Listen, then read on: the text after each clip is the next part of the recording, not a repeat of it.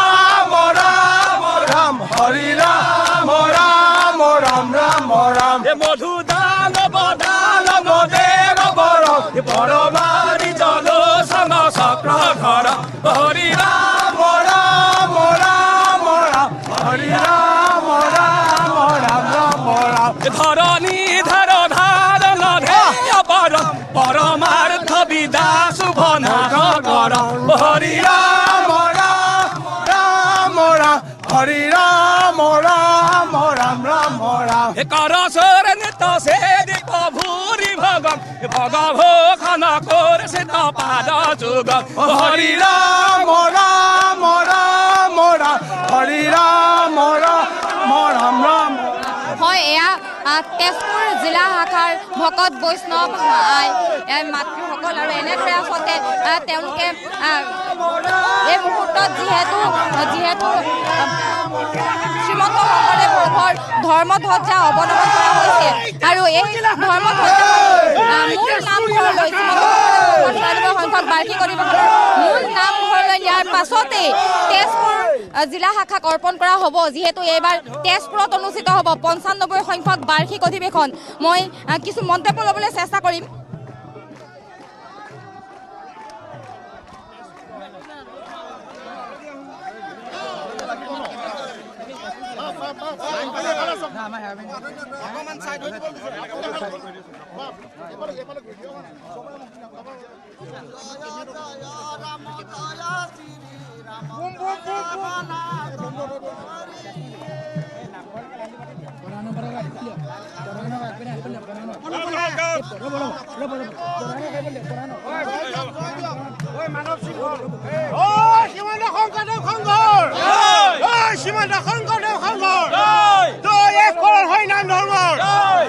তেজপুৰ জিলা শাখা তেজপুৰ জিলা শাখা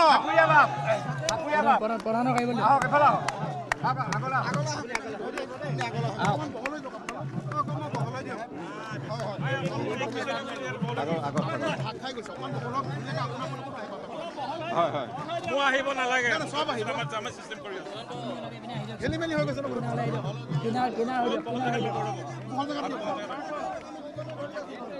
আহিব দিয়ক বহল জেগালে এৰি দিয়ক বাকী সকলে এৰি দিয়ক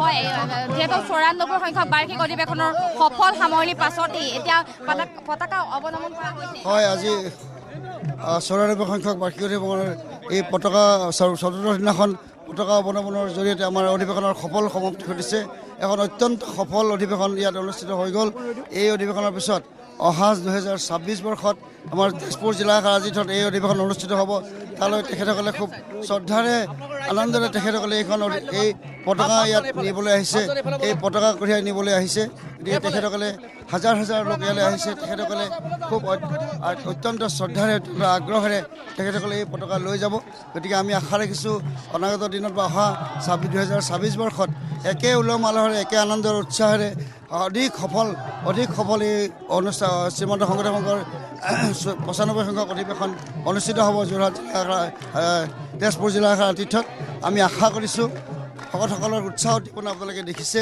এই উৎসাহ উদ্দীপনাই আমাক নিশ্চিতভাৱে খুব সঁহাৰি জনাইছে আনন্দিত কৰিছে উৎসাহিত কৰিছে গতিকে আমি আশা ৰাখিছোঁ শ্ৰীমন্ত শংকৰদেৱ সংঘৰ অধিৱেশনসমূহ এনেধৰণেই সফল হৈ গৈ থাকিব, এনেধৰণেই সফল হৈ গৈ থাকিব। আৰু এয়া আমাৰ শ্ৰীমন্ত শংকৰদেৱ সংঘৰ পৰম্পৰা। আমাৰ ইমান উৎসাহ উদ্দীপনাৰে আচলতে ভকতসকলে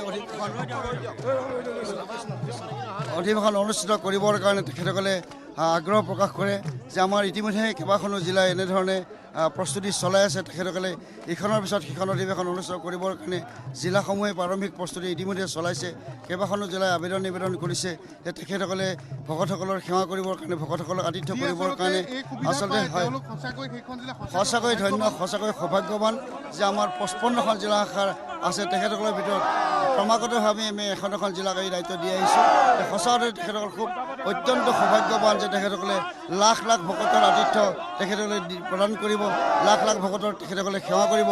সঁচা অৰ্থতে মহাপুৰুষ শংকৰদেৱ গুৰুজনাৰ যি আদৰ্শ, ভকতীয়া অনুষ্ঠান এটা আমি কৰিব লাগে, ভকতীয়া পৰিৱেশ এটা আমি নিৰ্মাণ কৰিব লাগে। এই ভকতীয়া পৰিৱেশটো নিৰ্মাণ কৰিবৰ কাৰণে আপোনালোকে দেখিছে ইমান ভকতৰ উৎসাহ উদ্দীপনা, ইমান ভকত সেৱা কৰাৰ আগ্ৰহ। গতিকে হয়, নিশ্চিতভাৱে শতবৰ্ষ আমাৰ আহি আছে। মাত্ৰ কেইটামান বছৰ পিছতেই শ্ৰীমন্ত শংকৰদেৱ সংঘই এক ইতিহাস ৰচনা কৰিব। শতবৰ্ষত ইমান জাক জমকতাৰে শতবৰ্ষ উদযাপন কৰিব যে তেনেধৰণৰ প্ৰস্তুতি ইতিমধ্যে চলিছে। আৰু 100টা বছৰত শ্ৰীমন্ত শংকৰদেৱ সংঘই ইতিমধ্যে জনগণৰ কাৰণে যিমানখিনি কাম কৰিলে আৰু কিমান কৰিব, আৰু নতুন নতুন চিন্তা চেতনাৰে, নতুন নতুন ভাৱনাৰে আমি প্ৰস্তুতি চলাই আছোঁ যে আমি শতবৰ্ষটো কেনেধৰণে উদযাপন কৰিম। এই শতবৰ্ষৰ পৰা আমি এটা নতুন দিশ নিৰ্ণয় কৰিব লাগিব, নতুন দিশ আমি উন্মোচন কৰিব লাগিব। জগত সভালৈ মহাপুৰুষ শংকৰদেৱ গুৰুজনাক লৈ যাব লাগিব। জগত সভাত মহাপুৰুষ শংকৰদেৱ গুৰুজনাক হয়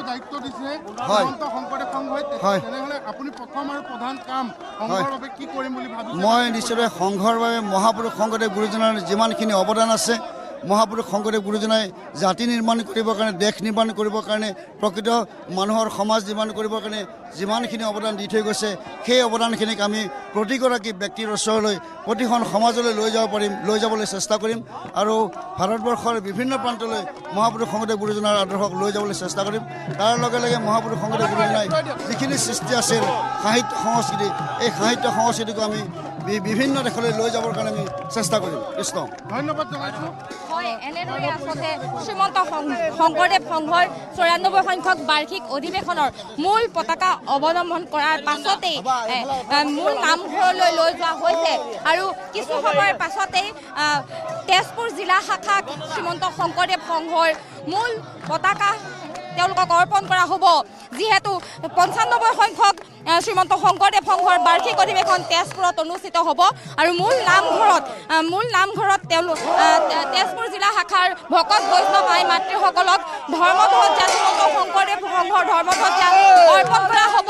হৰিনামৰ ধ্বনিৰে মুখৰিত হৈছে সমগ্ৰ পৰিৱেশ।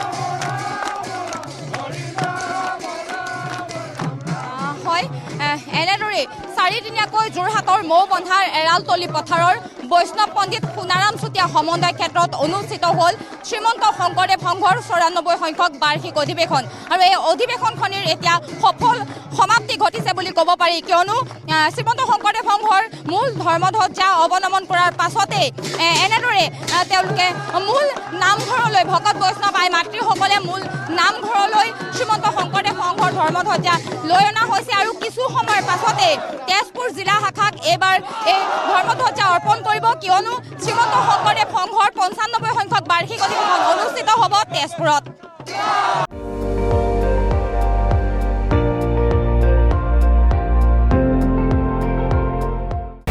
আপুনি চাই আছে ND24 সৰ্বশ্ৰেষ্ঠ নহয় সৰ্বোত্তমৰ দৌৰত